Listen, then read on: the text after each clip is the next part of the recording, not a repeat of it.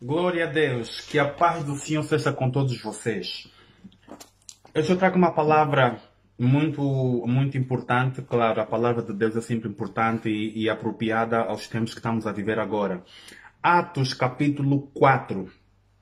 Atos capítulo 4. Atos, que é o quinto livro do Novo Testamento, versículo 18. E diz assim a palavra de Deus. E chamando-os, disseram-lhes que absolutamente não falassem, nem ensinassem no nome de Jesus. Versículo 19. Respondendo, porém, Pedro e João lhes disseram: Julgai vós se é justo diante de Deus ouvir-vos antes a vós do que a Deus. Porque não podemos deixar de falar do que temos visto e ouvido. Glória a Deus. Nós sabemos, minimamente conhecemos o contexto do livro de Atos. No versículo 1, Jesus, antes de ser assunto aos céus, Deus estava a dar as últimas instruções aos discípulos. E no capítulo 1, versículo 8 diz: Mas recebereis a virtude do Espírito Santo que há de vir sobre vós, e ser-me-eis testemunhas, tanto em Jerusalém, como em toda a Judeia e Samaria, e até aos confins da terra. No capítulo 2 diz que, claro, que cumprindo-se o dia de Pentecostes, estavam todos reunidos no mesmo lugar e de repente veio do céu um som, não é? No capítulo 2, versículo 2, e de repente veio do céu um som como de um vento veemente e impetuoso e encheu toda a casa em que estavam assentados. E foram vistas por eles línguas repartidas como que de fogo, as quais pousaram sobre cada um deles. E todos foram cheios do Espírito Santo e começaram a falar noutras línguas, conforme o Espírito Santo lhes concedia que falassem. Ou seja, o poder que Jesus disse que ia descer do céu aconteceu. No dia de Pentecostes, o Espírito Santo desce e enche as pessoas que estavam reunidas naquele lugar com poder, de tal forma que elas começaram a falar em línguas estranhas. E foi também no mesmo capítulo, no capítulo 2, onde Pedro onde Pedro deu a sua primeira pregação, não é?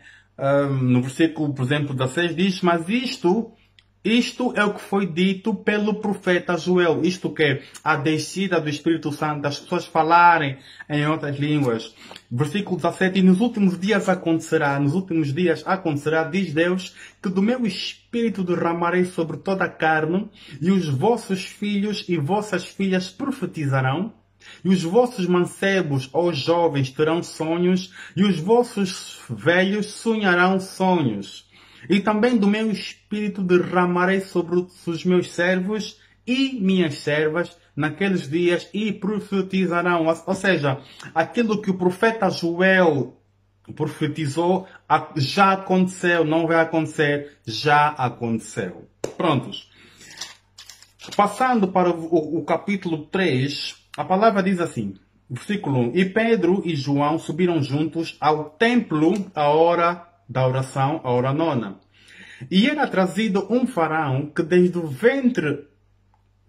ventre de sua mãe era coxo, o qual todos os dias punham à porta do templo, chamada Formosa, para pedir esmola aos que entrarem.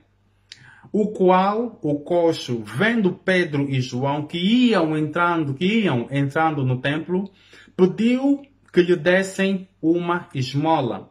E Pedro, com João, fitando os olhos nele, disse: Olha para nós. E olhou para eles, esperando receber deles alguma coisa. E disse Pedro: Não tenho prata nem ouro, mas o que eu tenho, isso eu te dou. Em nome de Jesus Cristo, o Nazareno, levanta-te e anda. E tomando pela mão direita, o levantou. E logo os seus pés e artelhos se firmaram. E saltando ele, pôs-se em pé e andou, e entrou com eles no templo, andando, saltando, louvando a Deus. Versículo 9. E todo o povo o viu andar e louvar a Deus, e conheciam-no. pois era ele o que se assentava a pedir esmola à porta formosa do templo e ficaram cheios de pasmo e assombro pelo que lhe acontecera. E no capítulo 4, esse feito foi tão grandioso que chamou a atenção dos principais da sinagoga. Os principais, os anciãos, os escribas, Anás, o sumo sacerdote, e Caifás, João e Alexandre, versículo 5 e 6 do capítulo 4. E esses mesmos estavam a contender com Pedro e João por causa do que aconteceu aquele coxo, por causa da cura que aconteceu, né? Que o Espírito Santo, através de Pedro e João, afetou naquele coxo, e porque isso deixou todo o povo admirado, o povo ficou pasmado, o povo ficou perplexo. O povo não estava a entender nada do que estava a passar. Então, aqueles principais da sinagoga reuniram-se em torno de João e Pedro e pediram para Pedro e João deixarem de falar em nome de Jesus. E foi aí que Pedro e João responderam: julgai vós se é justo diante de Deus ouvir-vos antes a voz do que a Deus, porque não podemos deixar de falar do que temos visto e ouvido. Vamos nos lembrar que em Marcos 16:15 Jesus disse: ide por todo o mundo, pregai o evangelho a toda criatura. Quem crer e for batizado será salvo, mas quem não crer será condenado. E estes sinais seguirão aos que crerem em meu nome: expulsarão demônios, imporão as mãos sobre os enfermos e os curarão. Se beberem alguma coisa mortífera, não lhes fará dano algum.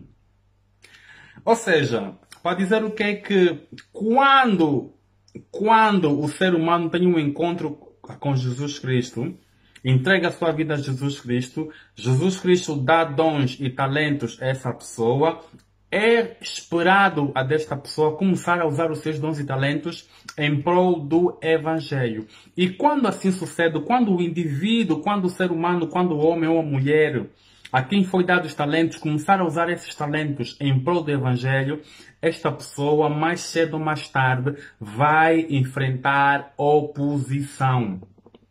Esta pessoa que for cheia do Espírito Santo, quando começar a operar a sua chamada, quando começar a exercer o seu ministério, vai enfrentar oposição. A prova disso está aqui.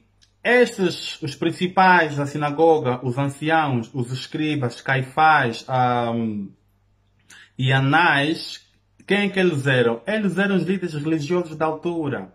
Se for a usar a linguagem de hoje em dia, estes é que eram os tais apóstolos, esses bispos que andam aí, pastores, é que eram os líderes da altura. Então Pedro e João começaram a agir, né? Começaram o seu ministério debaixo da direção do poder do Espírito Santo, e isso chamou a atenção de muita gente. E claro, aqueles líderes religiosos não estavam a gostar disso.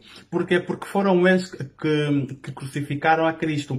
Eles pensaram que pelo facto de terem crucificado a Cristo, a obra iria parar, mas eles não conhecem os desígnios de Deus. Assim como esses líderes religiosos de hoje em dia, que andam aí a aldrabar as pessoas, não conhecem os desígnios de Deus. Então, meu irmão, minha irmã, você quando começar a exercer o seu ministério, não fica triste, não fica desanimado, não recua, não para por causa da perseguição. Por quê? Porque a perseguição vai vir de certos membros, de pessoas próximas, ou de pessoas que você, se calhar, até tem uma certa admiração, de certos líderes religiosos por quem você, se calhar, nutre uma admiração. Mas para dizer o que é que a palavra de Deus, ela traz divisão. A palavra de Deus, ela divide quem realmente ama a Deus e quem realmente não ama a Deus. No entanto, isso é necessário acontecer porque a história nos ensina que a Inquisição Católica perseguiu os cristãos na Idade Média. Nós sabemos que a Inquisição mandava prender os cristãos, queimava vivos, julgava, mandava para o calabouço toda aquela pessoa que tivesse uma Bíblia e que professasse Jesus Cristo, o Nazareno. Então, Não há escolha. A solução aqui é continuar sempre em frente. Então, diante de uma perseguição, nós não podemos parar. Diante de uma oposição, não é? Nós não podemos parar. E, aliás, é muito importante que haja perseguição. É importante que haja uma oposição contra nós cristãos. Por quê? Romanos capítulo 5 diz, a partir do versículo 3... E não somente isto, mas também nos gloriamos nas tribulações, sabendo que a tribulação produz a paciência, e a paciência a experiência, e a experiência a esperança. E a esperança não traz confusão, porquanto o amor de Deus está derramado em nossos corações pelo Espírito Santo que nos foi dado. Ou seja, um cristão que realmente quer crescer com Cristo, um cristão que realmente quer amadurecer na fé tem que suportar perseguição, tem que suportar tribulação, tem que suportar bloqueios por amor ao Evangelho. Por quê? Porque um cristão que não sofre aflições por causa do Evangelho, por causa do seu chamado, algo está errado com este cristão. Gálatas 6, versículo 9 diz: E não nos cansemos de fazer o bem, porque a seu tempo ceifaremos, se não houvermos desfalecido. Então, enquanto temos tempo, façamos bem a todos, mas principalmente aos domésticos da fé. Meu irmão, minha irmã, não desiste, continua. Se queres ter músculos espirituais, se queres fortalecer a tua fé, se queres ser um cristão, uma cristã madura, é necessário passar por isso. Vão surgir situações muito conflituosas, vão surgir situações para nos embaraçar, para nos envergonhar, para nos deixar em baixo, para nos fazer recuar. Mas o que é que a palavra de Deus diz? Também nós temos que nos gloriar nas tribulações, porque a tribulação produz paciência, a paciência produz esperança e a esperança não traz confusão. O método de Deus a provar a nossa fé não é com bênçãos, não é com milagres, não é com prodígios, não é com maravilhas. Nós vimos que Pedro e João efetuaram uma maravilha, um prodígio grande. E a palavra ainda diz que aquele homem era coxo desde o ventre da sua mãe já há 40 anos. Então, ainda que pelas tuas mãos Deus possa fazer, ou por intermédio do teu ministério, Deus possa fazer um milagre, sinais de prodígios e maravilhas, prepara-te que logo após isso vai vir chumbo grosso. Mas é para quê? É para fortalecer a tua fé. Para que nós tenhamos paciência, para que nós tenhamos esperança, para que a nossa esperança não nos traga confusão. Por quê? Porque é através da tribulação, é através desses problemas, dessas dificuldades, que nós passamos a conhecer Deus de forma mais próxima.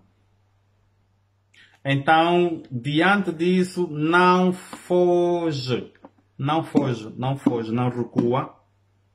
Fica, permanece, continua firme no Senhor, busca o Senhor. Está triste, busca o Senhor. Está alegre, busca a Deus. Há perseguição, busca o Senhor. Importante é permanecermos firmes, porque todo aquele que quer seguir a Cristo e todo aquele que põe a mão no arado e olha para trás, este não é apto para seguir a Cristo. Que essa palavra abençoe o teu coração, que essa palavra abençoe a tua vida e te sirva de consolo se porventura estiveres a passar por uma necessidade, por uma aflição, por uma perseguição, por uma oposição, por causa do Evangelho de Cristo Jesus. Até a próxima, sou Márcio, vosso servo.